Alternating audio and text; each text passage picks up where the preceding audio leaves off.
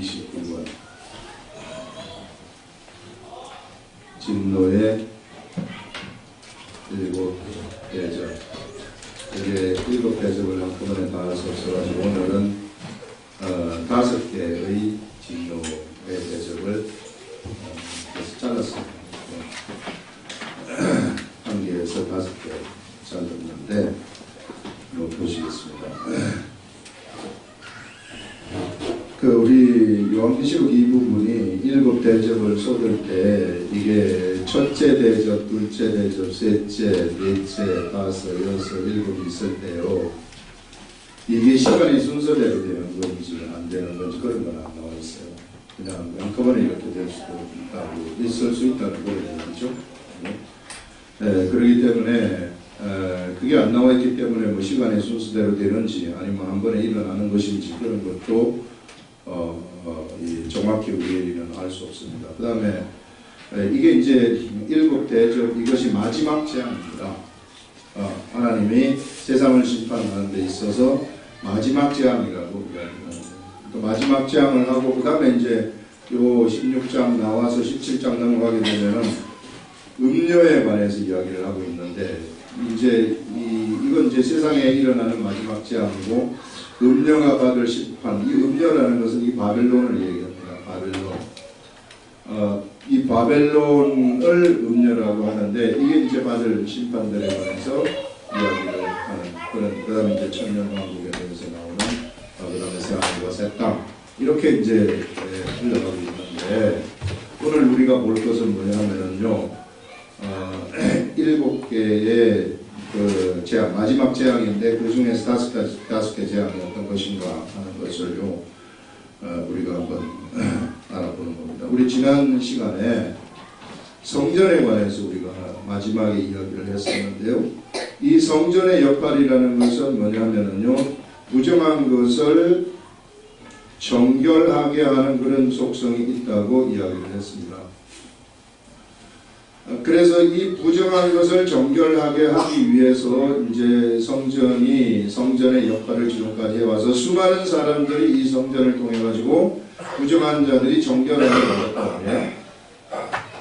그런 부정한 자들이 정결함을 받았는데 이제 이 성전에서부터 재앙이 나오는 거예요.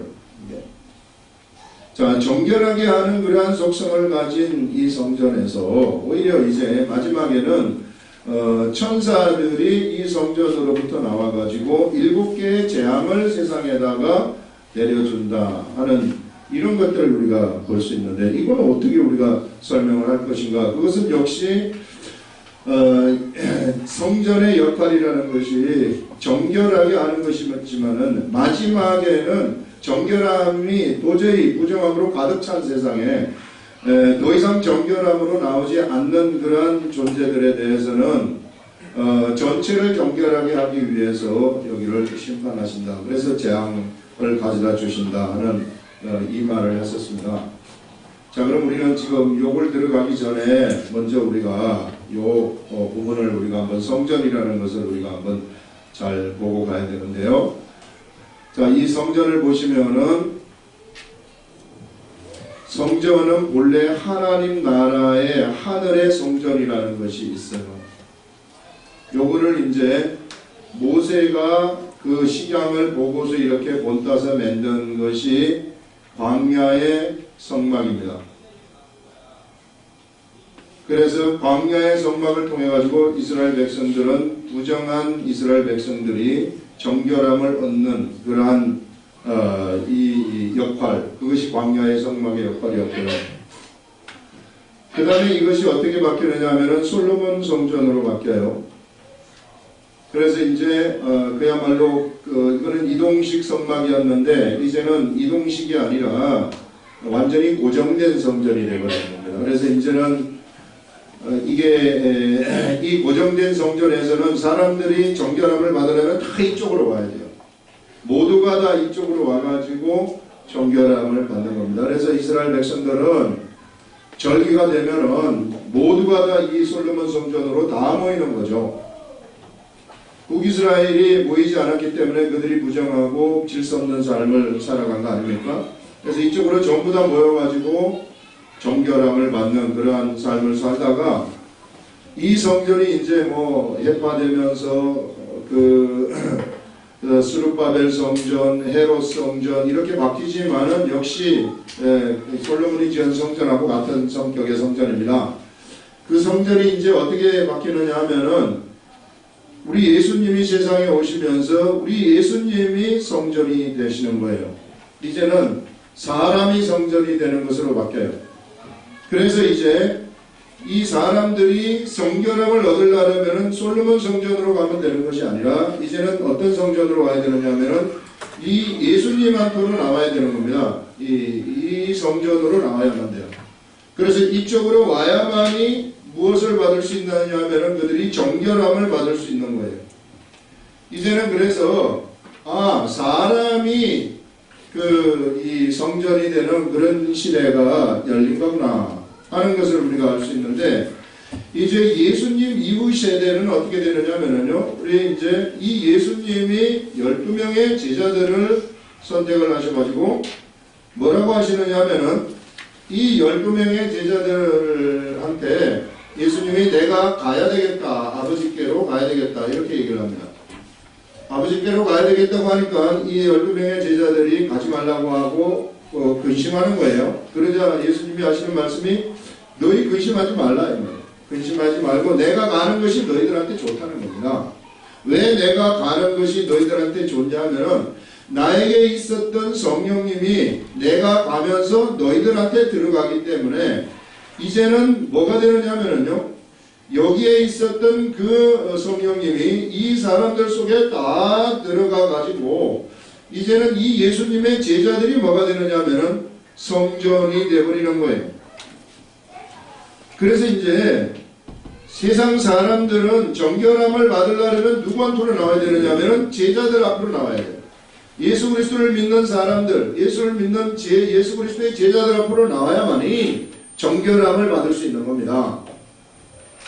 그래서 지금 하늘나라의 성전이 있지만은 이 하늘나라의 성전이라는 것이 바로 이 세상에 이 눈에 보이는 성전은 어떤 식으로 존재를 했느냐 하면은 광야의 성막으로 존재를 했었고, 솔로몬 성전으로 존재를 했었고, 예수님의 육체의 모습으로 존재를 했었고, 지금은 예수 그리스도의 제자들의 육체의 모습으로 존재하고 있다는 것입니다. 그래서 이 사람들이 그래서 이제 성전에서 정결함을 받기 위해서는 누구한테로 나와야 되느냐 하면은 이 시대에는 예수 그리스도의 제자들 앞으로 나와야만이 그들이 정결함을 받을 수 있는 길이 그거밖에 없어요. 딴 길이 전혀 없습니다. 그래서 이쪽으로 나와야만 되는 거예요. 이쪽으로. 그렇기 때문에 어떤 한 도시에 이 성전의 역할을 하는 한 사람이 있다는 것이 그 도시에는 얼마나 큰 소망인지 모릅니다. 그 도시의 희망이 이 사람이 돼버리는 거예요. 그래서 도시 사람들이 이 사람한테 가기만 하면은 여기서 성전이 막 창조되어지는 기막힌 역사들이 일어나는, 이게 하나님이 이끌어가시는 역사란 말이에요. 자, 이제 마지막 심판이 일어나는데 문제는 뭐냐 하면은 마지막 심판이라는 것이 우리 소돔과 고모라의 심판을 우리가 봤을 때 소돔과 고모라에 의인이 몇 명이 있습니까? 하나님은 의인 한 사람이 있다 할지라도 그를 소돔과 고모라를 멸망시키지 않았을 것이, 그것이 하나님의 뜻이에요. 그런데 소돔과 고모라에는 롯 이외에는 한 사람도 없었단 말이에요. 그래서 롯의 가족만 데리고 나오고 다 심판해버리는 거 아니겠어요? 그래서 지금 재앙을 내리는 이 순간에는 환경이 어떤 환경이냐면은 이런 사람들이 한 사람도 없었다는 겁니다. 이런 사람들이 한 사람 없기 때문에 그냥 절망적인 상황에서 이제 성전에서 천사들이 나와가지고 이 나라를 완전히 이 바벨론의 나라죠. 세상 짐승의 나라를 청소하는 그런 것들을 여기서 지금 우리들한테 보여주고 있는 겁니다. 그래서 그런 관점에서 우리가 요거를 읽어가겠습니다. 또 내가 들으니 성전에서 큰 음성이 나서 일곱 천사에게 말하되 너희는 가서 하나님의 진노의 일곱 대접을 깡소더라. 자, 진노의 일곱 대절, 성전의 하늘의 성전이죠. 이 하늘에 이 하나님의 보좌가 있는 이 하늘 성전에서 자 여기가 하늘 성전이고 여기가 공중 것에 잡은 자가 있는 자이고 여기가 눈에 보이는 짐승의 나라라고 했을 때 이것을 땅에 쏟으라 하면은 여기에 쏟으라 이렇게 얘기하는데 짐승의 나라가 있는 그 땅이죠. 땅에 쏟으라 이런 말입니다. 땅에 쏟으라. 짐승의 표를 받은 사람과 그 우상에게 경배하는 자들에게 악하고 독한 종기가 쏟으라 해서 그 첫째 천사가 가서 그 대접을 땅에 쏟으며 첫째 천사가 대접을 땅에 쏟았을 때 짐승의 표를 받은 사람은 우리가 지금까지 그 짐승의 표에 관해서 이야기를 했었는데 그 어떤 사람들이냐면요 짐승의 나라에 소속된 사람들이라고 얘기를 했어요. 짐승의 나라에 일을 친 사람들, 짐승의 나라에 주민등록증을 갖고 있는 사람들 얘기한다고 얘기를 했습니다. 그래서 짐승의 나라에 소속이 되어가지고 짐승의 나라, 나는 짐승의 나라 사람입니다. 이렇게 하는 그러한 자들을 얘기하는 거예요.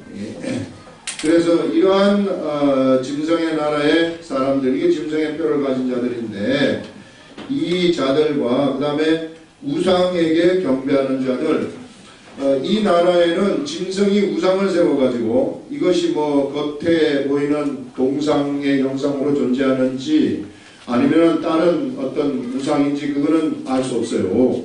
그러나 그 우상에게 경배한다는 것은 경배라는 것은 우리가 뭘 얘기를 했냐면 그 우상의 말을 따라가는 것이라고 얘기를 했어요. 우상을 따르는 거 마음으로부터 따라가는 그게 경배예요. 마음이 없이 그냥 몸만 따라가는 건 경배가 아닙니다. 마음으로부터 따라가는 이러한 존재들, 이러한 자들이 이 어떤 일이 일어나게 되느냐면은 악하고 독한 종기가 그들에게 난다 이런 말을 합니다. 그들에게 악하고 독한 종기가 난다. 이 사람들이 그 종기가 나는데 이거는 우리 어디입니까? 예전에 그 애굽에 재앙을 내리는 그런 종기하고 비슷하다고 하거든요. 이게 이 종기가 났다고 여기서 얘기를 하는 것인데 이런 종기가 어떤 것인가? 이게 이제 사람한테 종기가 나게 되면 괴로운 거죠. 근데 이 종기는 어떤 의미를 가지고 있느냐면 부정함의 의미를 가지고 있어요. 그래서 사람이 종기가 있는 사람들은 성전에 와가지고 정결하게 할 수가 없어요. 부정한 자들은. 그래서 부정의 의미를 가지고 있기 때문에 종기가 났다는 것은 이 사람들한테 구원될 수 있는 일말의 희망도 없다는 것을 얘기하는 것입니다. 완전히 세상에서 어떤 구원이라는 그 자체의 소망이 하나도 없는 그런 말하자면 좀비와도 같은 그런 존재들이다 이렇게 생각을 하십니다. 굉장히 비참한 이 삶을 살아가는 사람들이 바로 이런 유의 사람들이다. 그래서 짐승의 나라에서 짐승의 표를 받고 짐승에게 경배하는 자들은 바로 말기가 이런 이 결과, 말기에 이런 결과가 나타난다 하는 것들을요 여기서 이야기를 할 수 있습니다. 그 다음에 이제 뭐냐면은 둘째 천사가 그 대접을 바다에 쏟음에 바다가 곧 죽은 자의 피같이 되니 바다 가운데 모든 생물이 죽더라. 하나님이 천지를 창조하실 때 이게 이제 이 물이 이제 바다의 물에 이제 생물을 만들거든요. 이게 자 바다의 생물을 만드는데 이게 뭐냐면은요 하나님이 하나님의 생명력을 불어넣은 거란 말이에요. 하나님의 생명력을 불어넣어 가지고 바다의 생명이 막 움직이도록 만드는 거거든요. 그래서 사람이 살아갈 환경을 하나님이 이와 같은 방식으로 하나님의 생명력에 의해서 만들어간 이것이 바로 이 세상이라는 겁니다. 이게 이런 생명력이 불어넣어진 것인데 어떤 일이 여기서 일어나게 되느냐면 둘째 대접을 불 때에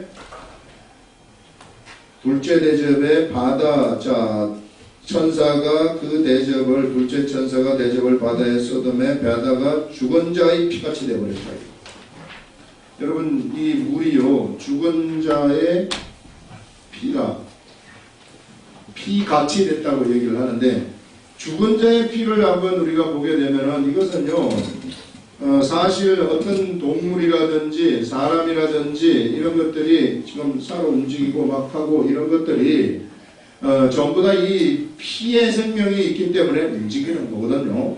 그래서 살아있는 사람의 피는요, 이게 생명력이 있는 피입니다.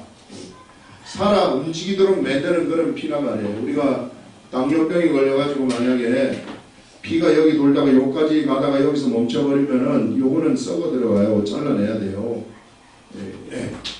그런 이것인데, 그렇게 이게 이제 생명이 있는 것인데, 이게 죽은 자의 피같이 되어버렸다는 것은 바로 그러한 생명력이 없다는 것을 얘기하는 거예요. 사람이 죽었다는 것은 이 움직이는 활동을 멈춰버렸다는 거예요. 바다가 이 죽은 자의 피같이 됐다는 것은 바다가 생명력의 활동을 멈춰버렸다는 겁니다. 환경이 완전히 이 생명이 없는 황폐한 그러한 환경으로 바뀌어버렸구나. 생명력이 없는 그러한 이 세계로 바뀌어버렸구나 하는 것을 얘기하는 겁니다. 둘째 천사가 재앙을 내릴 때요. 그래서 여러분, 우리가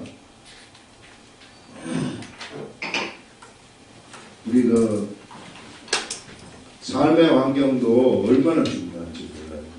우리들이 살아가는 이 삶의 환경이 막 생명력이 넘치는 삶의 환경이 있거든요. 이런 환경이 우리들한테 막 넘쳐나게 되면은, 그러면 옆에 있는 사람들도 같이 이 생명력을 막 받게 되는 거예요. 그래서 여러분, 생명력이 있는 사람들하고 같이 친해지게 되면은 그 사람한테도 그 생명이 그냥 확 전해버리는 겁니다. 그런데 온통 주위가 죽은 자로 가득 차 있어 보세요. 그 사람들의 삶이 어떻게 되겠는가. 그래서 이 지금 재앙이라는 것이 내 삶의 환경이 죽음으로 가득 찬 그러한 재앙, 이 환경, 이런 것들이 재앙이라는 거예요. 우리 삶의 환경 속에서 막 이 살아있는 사람들, 예수 그리스도를 막 믿는 이 생명력이 있는 사람들이요, 옆에 있어가지고 서로 막 이렇게 도와주고 막 이렇게 하는 것이 얼마나 신나는 환경인지 몰라요. 생명력이 막 넘쳐나는 환경이죠. 그렇기 때문에 혼자 떨어져 있는 것이 별로 좋은 것이 아니에요. 그래서 내 자신을 갖다가 막 하늘에서 있는 하늘의 생명으로 채우라는 거예요. 이게 이 하나님의 이 사람들은 하늘의 생명이 어떻게 오느냐 하면은 말씀으로 온단 말이에요. 하나님의 말씀의 생명이 있기 때문에. 왜 말씀의 생명이 있느냐 하면요, 말씀으로 묻이 드러나라 하면은 묻이 드러나야 되는 거거든요. 그게 생명력이란 말이에요. 그 다음에 빛이 있으라 하면은 무에서부터 빛이라는 개념부터 만들어져 가지고 하나님이 머릿속에서 계획하신 대로 무한대의 아이크를 가지고 계신 하나님이 그 하나님이 계획하신 그 설계도대로 빛이 그대로 확 나타나 버려야 돼요. 이게 로고스의 말씀의 원리라고 얘기했잖아요. 그 무슨 법에 의해서 그렇게 됩니까? 그게 바로 로고스의 법이에요. 그게 말씀의 법이에요. 그게 생명력의 이 원천인 말씀의 법이라는 겁니다. 그 말씀 안에, 그 말씀의 법 안에 뭐가 있느냐면은 생명이 있는 거예요. 생명. 거기에 생명이 있었다. 그래서 여러분, 우리가 하나님의 말씀 이걸요, 우습게 생각하면은 진짜 큰일 나는 겁니다. 영적 관점에서 보게 되면은 우리의 유일한 소망은 이 말씀밖에 없는 거예요. 이 말씀이 우리들한테 들어갈 때 우리에게 생명이 충만하게 되는 겁니다. 이 말씀이 들어가게 되면은 우리들한테 말씀이 이해가 될 때에는 어떤 분이 여기서 역사를 하시느냐 하면은 성령님이 역사를 하셔요. 성령님이 말씀과 함께 역사를 하시고 우리가 말씀을 딱 보기 시작하게 되면은 성령님이 곧바로 역사를 하셔가지고 이 말씀들을 깨닫게 하시는 거예요. 그래가지고 성령님의 역사로 이 말씀이 깨달아질 것 때문에 그 말씀이 어디 속으로 들어가게 되냐면 나의 영 속으로 들어가가지고 이 영이 활기차게 되는 것입니다. 이게 이게 사람의 근본이 이게 막 생동감이 생생하게 만들어지는 이 사람의 근본 본체가 영이거든요. 그 사람이 진짜 영이. 그래서 이 본체가 막 생명력으로 충전이 되어가지고 이것이 이것이요 여기서 채워지면은 이게 그냥 막 표출이 되기 시작하는 거예요. 이 사람은 원래 사람은 뭐냐면 사람은 그릇이거든요. 사람은 그릇인데 이 그릇에 내가 내 사람으로 채워보세요. 그러면 사람이 당장 나가는 겁니다.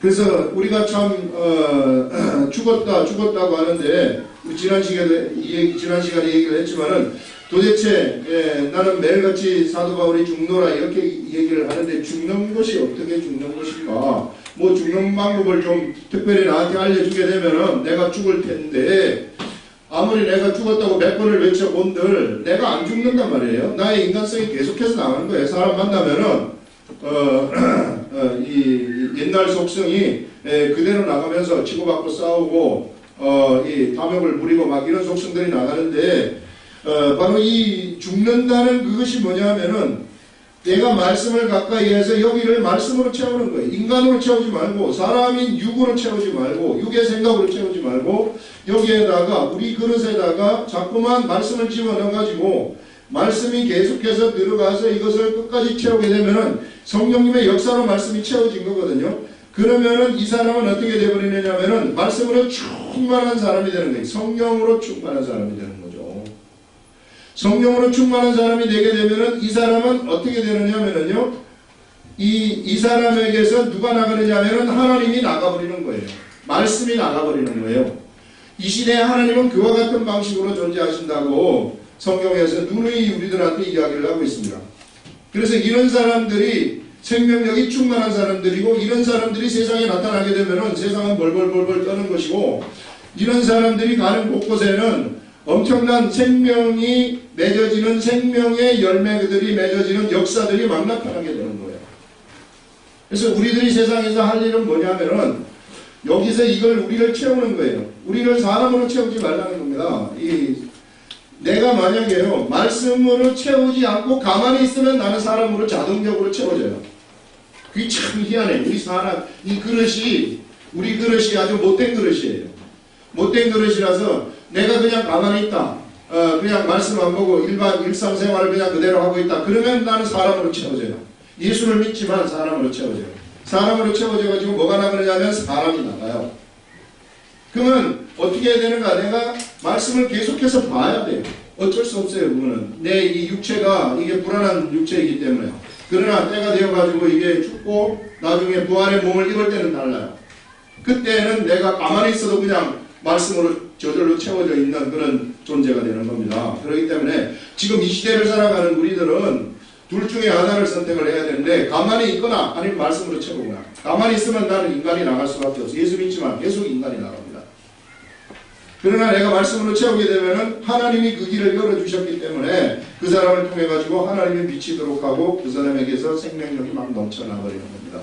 그렇기 때문에 우리 환경이 이런 생명력으로 가득 차 있는 환경이 있다는 것이 그것이 축복이에요. 그래서 우리가 사람들이 혼자 떨어져 있지 말고요. 그래서 만나가지고 막 이 생명의 교제를 막 하는 거예요. 생명력이 있는 사람들끼리 생명의 교제. 그러면은 여기서 막 하나님이 얘기를 하게 되면은 서로 막 깨달은 것을 얘기하게 되면은 그러면은 막 생명력으로 막 가득 채워지게 되는 거예요. 이것이. 그러면은 생명의 역사들이 일어나게 되는 것입니다. 이 생명의 역사들이 일어날 때에 우리는 예수 그리스도께서 하시는 일들을 우리도 똑같이 할 수 있다고 성경에서 얘기를 하고 있습니다. 그래서 이런 환경들, 이런 그야말로 이 지금 재앙을 받을 때에는요, 환경이 어떻게 바뀌어버리느냐 하면은 절망적인 환경으로 바뀌어버린다는 거예요. 완전히 생명력이 없는 절망적인 환경. 그 사람 주위, 전후, 좌우, 아무리 다 둘러봐도 도저히 그 사람은 거기서 죽음으로부터 빠져나올 수 없는 그러한 절망의 환경으로 바뀌는 것이 바로 이 마지막 재앙이구나. 7가지의 재앙을 지금 여기서 쏟아내고 있는데 이것이 마지막 재앙이구나 하는 것들을 우리들한테 지금 보여주고 있습니다. 셋째 천사가 그 대접을 강과 물 근원의 소돔에 피가 되더라. 그 다음에 이제 셋째 천사를 보게 되면은 이 셋째 천사는요, 자, 이제 바다를 이제 이 바다를 얘기를 했고, 이제 첫째는 사람을 얘기했고, 둘째는 이제 바다를 얘기를 했고, 셋째는 이제 땅을 얘기하는데 땅의 강과 물의 근원입니다. 이 세상을 하나님이 만드실 때에는 바다에 물이 있지만은 뭇을 창조를 하셔가지고 이 뭇에는 강이 흘러가도록 만들었단 말이에요. 이게. 그래서 사람들은 언제나 어디서 사느냐 하면은 강이 있는 곳에서 사는 거예요. 물이 없으면 사람은 죽기 때문에, 그래서 강이 있는 곳에 사람이 살도록 해서 이 강의 근원이 뭐냐 하면은 사람의 사실상 육체를 가진 사람의 생명의 근원이에요. 생명의 근원. 그래서 이 육체가 움직이도록 하기 위해서는 이 강에 그들의 환경 속에는 강이 있어야 되고 물의 근원이 있어야만이 그들이 육체가 움직일 수 있다는 것입니다. 지금 여기서 뭘 얘기를 하고 있느냐면은 이게 이 움직이는 이 생명력인데 이 사람들이 여기에서 이 강을 이 강과 물 근원의 소돔에 이것이 피가 되어버렸다 이렇게 얘기를 하고 있어요. 이것을 뭘로 만들어버리느냐 하면 피로 만들어버리는 거예요. 이 물을 갖다가 피로 변하게 하는, 예전에 애굽의 재앙이 내릴 때에도 나일강 물을 갖다가 피로 변하게 하는 그런 일들이 있지 않았습니까? 이와 같은 일들이 일어나 버린다는 것이죠. 그러면 이제 이 사람들은 먹을 물이 없는 거예요. 먹을 물이 없다는 것은 피를 마셔야 된다는 거예요. 그 피를 마시고 어떻게 사람이 살 수 있겠습니까? 그 말은 뭐냐 하면은 이 사람들한테 죽음이 임박했다는 것을 얘기를 하는 거죠. 그래서 지금 재앙이라는 것이 이 하나, 둘, 셋 이렇게 내려가는데 이것을 보게 되면은 이 사람들의 구원의 길이 완전히 막혀버렸구나 하는 그것들을요, 여기서 우리들한테 보여주고 있습니다. 자, 그러면서 5절에 보시면은 내가 들으니 물을 차지한 천사가 이르되 전에도 계셨고 지금도 계신 거룩하시니여 이렇게 심판하시니 의로우시도다 하면서, 자, 이렇게 심판을 하시는 것이 의롭다는 것이죠. 자, 이게 재앙을 내려가지고 이제 이렇게 심판을 하는 것이 왜 의로우냐 하는 것을 그 뒤에서 설명을 해주고 있는데, 왜 의로우시냐면은 그들이 성도들과 선지자들의 피를 흘렸으므로 그들에게 피를 마시게 하는 것이 합당하다는 것입니다. 이들이 피를 마시도록 하는 것이 왜 의로우냐면은 이들이 누구의 피를 흘렸느냐면은 선지자의 피를 흘렸다고 얘기를 해요. 선지자의 피를 흘렸다는 것은 뭐냐면은요, 선지자는 이게 어떤 의미를 가지고 있는 존재냐면은 하나님의 말씀을 가지고 있는 존재란 말이에요. 말씀을 가지고 있다는 것은 그 사람들에게 살 길을 알려줄 수 있는 그러한 열쇠를 가지고 있는 존재들이란 말이죠. 이런 사람들을 자기들이 죽였다는 거거든요. 그 말은 뭐냐면은 자기들이 이 하나님의 말씀, 생명의 말씀을 무시해버렸다는 거예요. 그렇기 때문에 그들이 이제는 바로 이 선지자들의 피를 마시도록 하는 그러한 심판을 받는 거, 이것이 합당합니다. 이렇게 얘기를 하고, 성도들은 뭐냐? 성도들도 역시 뭘 가지고 있는 자들이냐면은 하나님의 말씀을 가지고 있는, 생명을 가지고 있는 존재들이란 말이에요. 생명을 가지고 있는 그런 존재들을 그들이 죽였기 때문에 바로 그 죽인 것에 대한 대가를 그들이 받는 것이 마땅하다. 그것이 이들의 피를 마시는 대가로 돌아가게 되었다. 그래서 이렇게 심판하는 것이 합당합니다. 말을. 사람이요, 이런 의로운 자의 피를 마시고 산다 생각을 해보세요. 그 사람이 어떤 사람들이요? 의롭고 무고한 생명을 가지고 있는 사람들을 죽인 그 피를 그 사람들이 마시고 살아간다. 그 사람들 어떻게 변하겠어요? 완전히 이 좀비처럼 바뀌어버리는 거예요. 생명이라는 것이 하나도 없는 그러한 절망적인 그러한 존재가 되어버린다 하는 그것을요 여기서 알려주는 겁니다. 그러면서 이렇게 심판하시니 의로우시도다. 그들이 성도들과 선지자들의 피를 흘렸으므로 그들에게 피를 마시게 하는 것이 합당하니이다 하더라. 또 내가 들으니 제단이 말하기를 그러하다. 주 하나님 곧 전능하신 이시여 심판하시는 것이 참되시고 의로우시도다 하더라 하면서요. 이 하나님의 제단 밑에는 하늘에 있는 하나님의 제단 밑에는 누가 있다고 얘기를 했어요? 이 선지자들, 이 죽은 자들이 여기에 있다고 얘기를 했단 말이에요. 이들이 이제 신원하여 달라고 자기네들이 억울하게 죽은 이것을 하나님이시여 신원하여 주시옵소서 하는 이들의 소원이 이런 방식으로 풀려진다는 것을 지금 여기서 알려주고 있는 겁니다. 그래서 이 네 번째 재앙, 세 번째 재앙이 바로 이와 같은 것을 얘기를 하고 있고요. 그 다음에 네 번째 천사가 그 대접을 어디에 쏟느냐 하면 해에 쏟았어요.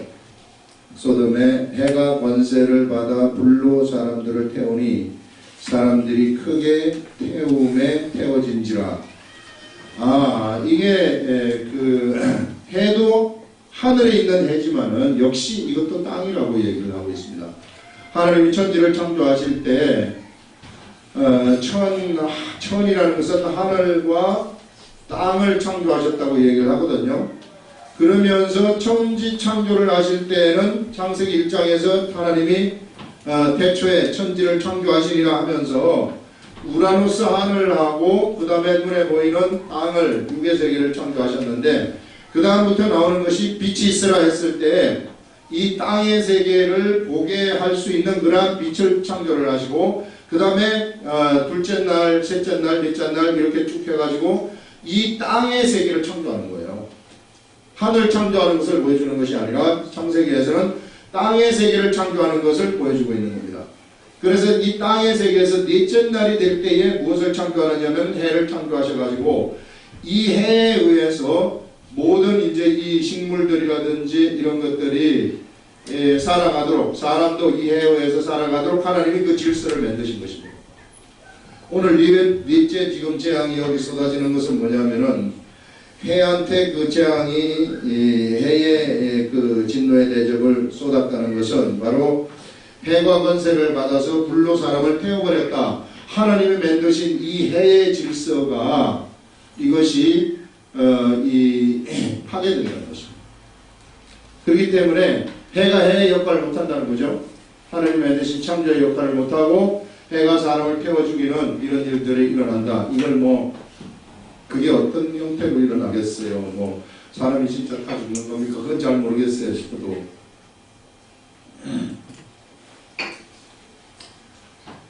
가뭄이 와서 죽는 겁니까? 그거는 잘 모르겠으나 어쨌든 이상현상이 일어난다는 거죠. 해가 이런 이상현상이 일어나가지고 사람들이 태움을 받게 되는 절박한 그런 이 환경으로 바뀌어진다 하는 것들을 여기서 말씀을 하고 있습니다. 그 다음에는요 가지신 하나님의 이름을 9절부터 사람들이 크게 태움에 태워진지라. 이 재앙들을 향하는 권세를 가지신 하나님의 이름을 비방하며 또 회개하지 아니하고 주께 영광을 돌리지 아니하더라. 해서 그들이 이제 회개하지 아니하고 주께 영광을 돌리지도 않아요. 또 다섯째 천사가 그 대접을 어디에 쏟느냐 하면 이제 짐승의 왕자에 쏟아요. 짐승의 왕자는 어디에 있느냐 하면은 여기 이제 여기가 하늘 보좌 하늘이고 여기가 공중것에 잡은 자가 있는 하늘이고 여기를 우리가 땅이라고 했을 때요 짐승의 나라는 여기에 있는 겁니다. 그 짐승의 나라의 보호자라는 것은 짐승의 나라의 왕이 앉아있는 거기다가 쏟아버린다는 거예요. 보호자의 재앙을 쏟아버린다는 것은 뭐냐면은 이 짐승의 나라가 세상 나라인데 이 세상 나라에 사람들이 소속되어 가지고 다들 세상 나라에서 가라고 하는 대로 막 가고 있거든요. 지금 한번 가만히 세상 나라가 가라고 하는 곳이 어느 곳인지 여러분들 생각을 해보세요.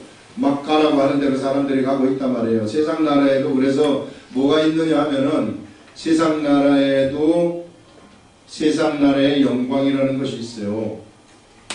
이게 빛이라는 거거든요. 이게 세상 나라의 빛. 세상 나라에도 세상 사람들이 가지는 희망이라는 것이 있어요.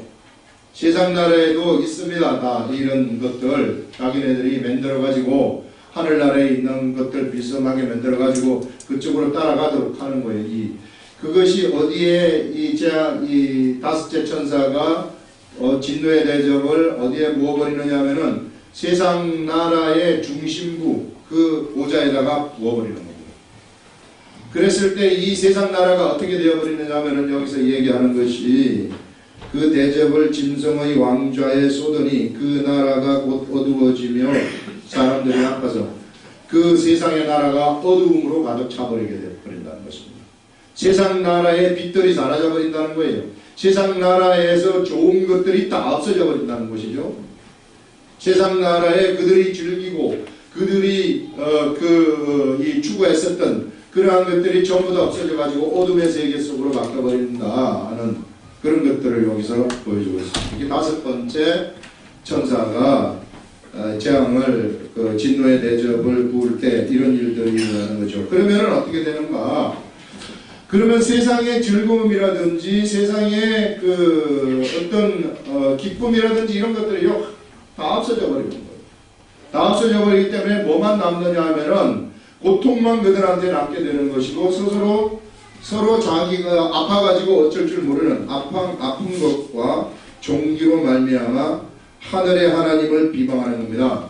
자, 이랬을 때 이런 상황에 닥쳤을 때 여기 있는 세상의 사람들은 누구를 비방하느냐 하면은 하늘을 비방한다고 그래요. 하늘을 비방하는 것은 우리들한테 이 사람들이 하늘을 비방한다는 것은 무엇을 우리들한테 알려주느냐 하면은 이 사람들이 하늘을 알고 있다는 것을 얘기하는 것이고요. 그 다음에 이 사람들이 하늘을 비방한다는 것은 알고 있지만 내가 하늘하고는 관계 맺지 않겠다는 것을 얘기하는 거예요. 그 말은 뭐냐면은 마땅히 받을 심판을 그들이 받고 있다는 것을 우리들한테 알려주고 있다는 것입니다. 그래서 마지막 재앙이 내릴 때가 되면은 사실상 세상에는 하나님의 이 생명을 가진 사람들, 하늘의 생명을 가지고 있는 사람들이 사실상 없다는 것을 얘기합니다. 없기 때문에 하나님이 심판을 하셔가지고 성전으로부터 나오는 심판, 일곱 대접을 가지고 완전히 심판을 해서 마무리를 지어버리는 심판이라는 거예요. 그래서 지금 우리가 다섯째 했는데 여기서 이제 이어서 일곱째가 나오는데요. 여기서는 이제 전쟁을 하는 그런 재앙이 이제 등장을 하는 거예요. 이제 그야말로 이제 장인애들도 한번 해보겠다고 전쟁을 걸어오는 거죠. 이들이 하나님한테 전쟁을 걸어오는 이런 이제 것인데, 그래서 우리가 이 재앙들을 쭉 보면서 마지막 시대에 가게 되면은 하늘에 생명이 있는 사람들이 하나도 없어지는 그러한 시대가 도래하게 됩니다. 자, 그럼 우리가 지금 이 시대를 우리가 생각을 해봤을 때 우리는 이 시대를 살아가는 것이 얼마나 희망이고 얼마나 소망인지 몰라요. 그렇기 때문에 우리가 지금 살아가고 있는 이 시대에 하나님의 이 세상이지만 세상 나라에 하나님의 나라가 만들어져 있단 말이죠. 이 하나님의 나라에 하나님이 계속해서 우리들한테 생명력을 불어넣어 주고 있다는 거죠. 그래서 우리에게 생명력이 있어가지고 우리가 가는 곳곳마다 어떤 일들이 일어나게 되냐면 생명이 막 창조되는 그런 역사들이 막 일어나게 되는 거예요. 그렇기 때문에 아직까지 이 세상은 정말로 이 재앙이 없는 세상이기 때문에 이 세상은 소망이 있는 세상이라는 것입니다. 그래서 내가 세상을 어떻게 살아가는 것이 가장 올바른 삶을 살아가는 것인가, 내 속에 생명력을 채워가지고 어떻게 해서든지 이 생명력을 갖다가 사람들한테 자꾸만 이게 창조를 해야 돼요. 그래서 우리 이 시대의 하늘의 사람들은 어떤 것이 있느냐 하면은요,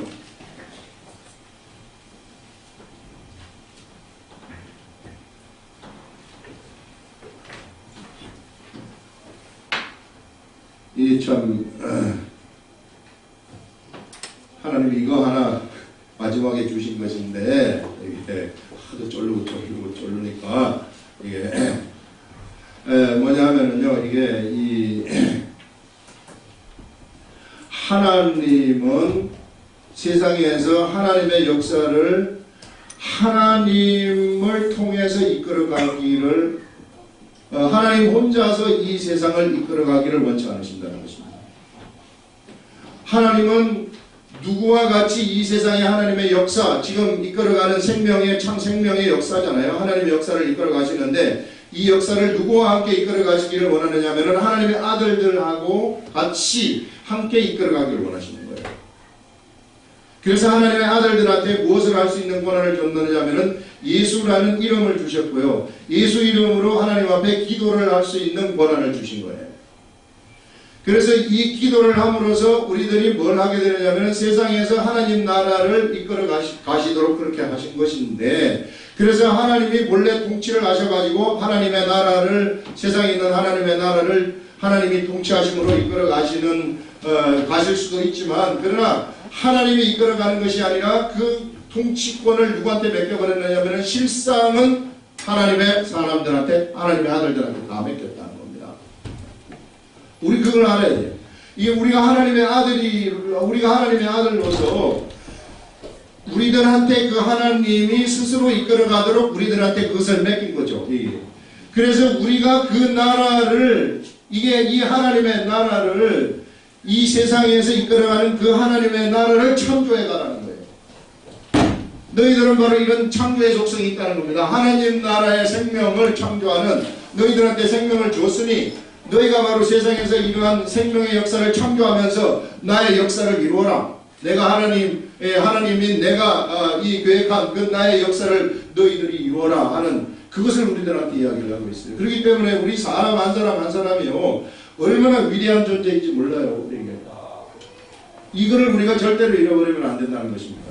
이 내가 참 겉으로 보기에는 별 볼 일이 없고 참 연약한 존재인 것처럼 보이지만은 하나님이 보실 때에는 이게 위대한 존재라는 것을 우리들한테 이야기를 하고 있어요. 그래서 이 세상에 있는 하나님의 역사는 내가 하는 것이 아니라 내가 너한테 이름을 했으니 네가 그 역사를 창조하라는 겁니다. 누구와? 하나님과 기도하면서 이 상의하면서 내가 이 세상에 하나님의 역사를 창조해 가는 거예요. 그렇기 때문에 우리가 운명론자처럼 있어서는 안 되는 것이고요. 우리는 우리의 미래를 창조하는 창조자들이다. 이렇게 생각을 하라는 거예요. 우리한테 하나님의 속성 중에 최고의 속성은 뭐냐면 창조의 속성이거든요. 이런 창조의 속성이기 때문에 우리들도 바로 이런 속성을 받았어요. 그렇기 때문에 우리는 세상에서 어떤 삶을 우리의 미래를 창조할 것인가, 모두가 각자에게는 이 하나님의 주신 그러한 미래들이, 독특한 미래들이 놓여있단 말이에요. 그렇기 때문에 내가 너희한테 생명의 역사를 줬으니 네가 나와 상의를 하면서 너의 나라, 너에게 속한 하나님의 나라를 창조해 가라. 이것을 우리들한테 얘기하고 있어요. 그래서 우리에게 속한 이 하나님의 나라, 그거는 독특해요. 나한테는 내게 하나님이 붙여주시는 하나님의 나라가 있고, 여러분한테 임하는 그러한 하나님의 나라가 있단 말이죠. 그런 나라를 가만히 앉아있지 말고 그 나라를 창조해 가라는 거예요. 가만히 있지 말고 계속해서 창조해서 위대한 나라를 너희들이 한번 건설해 봐라 하는 것을 우리들한테 이야기하고 있는 겁니다. 우리는 바로 이런 위대한 나라의 건설자로 부름을 받은 자들이라는 겁니다. 그래서 우리 이거 좀 알고 어떻게 해서든지 이 나라를 좀 건설을 하자는 거예요. 그래서 우리가 하나님 말씀을 보자는 것이고, 그래서 내가 사람을 만나게 되면 어떻게 해서든지 하나님이 시키신 그 일을 그대로 순종하면서, 하나님한테 순종하면서 우리가 순종하는 그 길로 가자는 거예요. 그래서 우리가 믿음 생활을 할 때 그냥 우리 주일날 나와가지고 예배 드리면은 내 모든 의미는 끝났다 이런 거 아니란 말이에요. 그리고 또 좀 기도하면은 내가 좀 믿음 생활을 하는 것 같다 이런 거 아니란 말이에요. 기도라는 것은 바로 이런 걸 나에게 내 앞에 하나님이 열어놓으신 그러한 창조의 역사를 이루어가기 위한 필수적인 그러한 이 무기란 말이에요. 기도가. 이 기도를 안 하게 되면은 내가 이게 나 앞에 하나님이 계획하시는 나의 그 하나님의 나라의 창조사요. 이것을 갖다가 내가 어떻게 만들어 갈 수가 없는 거예요. 그래서 우리라는 한 사람 한 사람이 그냥 이 별 볼 일이 없는 존재다 이렇게 절대 생각하시면 안 되고, 그래서 우리에게 비춰지는 우리가 각각 매일같이 만나는 사람들 속에서 우리가 처음 만나는 사람들, 이런 사람들을 볼 때 우리가 주시할 줄 알아야 돼요. 영적 관점에서. 그냥 휙 지나가는 사람으로 보면 안 됩니다.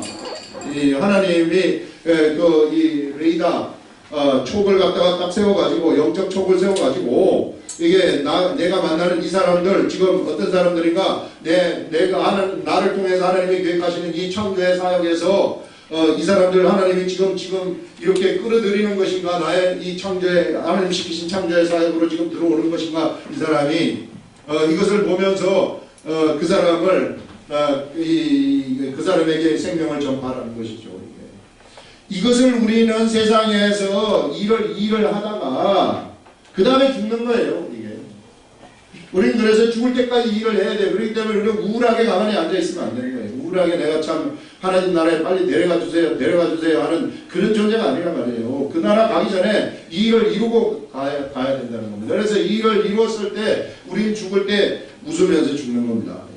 그래서 저는 우리 아름다운 교회가 바로 이런 모든 성도들이 이런 한 사람의 이 자기 자신이 어떤 존재인가 이런 걸 좀 아시고, 그래서 우리는 세상에서 가만히 앉아서 그냥 주일날 나와가지고 예배드리는 이런 존재가 아니라, 이게 나에게 하나님이 열어놓으신 그런 창조의 역사를 내가 하나님과 함께 이겨나가는 그런 창조하는 그런 존재이다.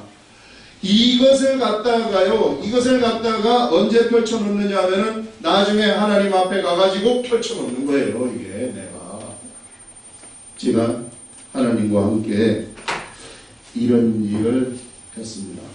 이걸 펼쳐놓는 거예요. 하나님이 그것을 보고서 무엇을 결정하느냐 하면은 상급을 결정한다는 겁니다. 상급이라는 것은 뭐냐면은 누누이 얘기했지만 리워드라고 얘기를 했어요. 보상이에요. 보상이라는 것은 한 만큼 준다는 것입니다. 이것이 너무나도 위대하고 큰 것, 소중한 것이기 때문에요. 구원처럼 소중한 것이기 때문에 사도 바울은 우리들한테 이걸 목표로 너희들이 인생을 달려가라고 얘기해요. 이것을 목표로 해서 너희들이 인생을 달려가라. 어느 누구한테도 이거는 양보할 수 있는 것이 아닙니다. 내 참 마음이 좋아가지고 너한테 양보할 수 있는 거 아니에요. 이거를 취하라. 이렇게 우리들한테 성경이 말씀을 하고 있습니다. 기도하겠습니다.